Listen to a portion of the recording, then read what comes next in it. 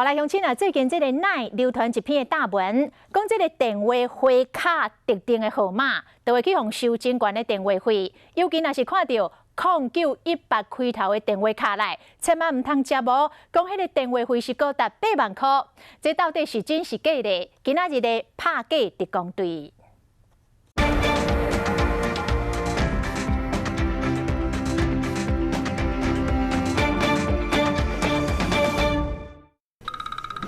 电话等一声接起来就断去啊！真侪乡亲拢有这款的经验。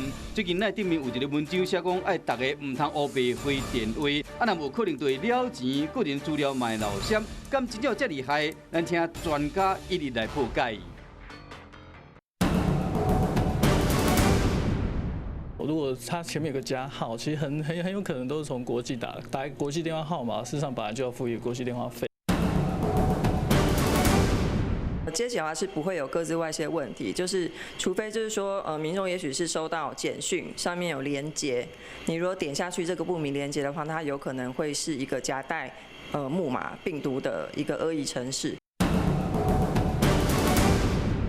赖天文说，以上这些国码可能都来自 ISIS， 但其实像是+563这个号码根本就不存在。目前没有接获这样子的情资或接获这样子的案件报案。 恶作剧的部分比较多，因为其实以这个电话号码来看，它看起来是一个台湾的电话。专家建议讲，咱乡亲平时都要整理好通讯录，看到朋友卡来电话，调度安心啊接。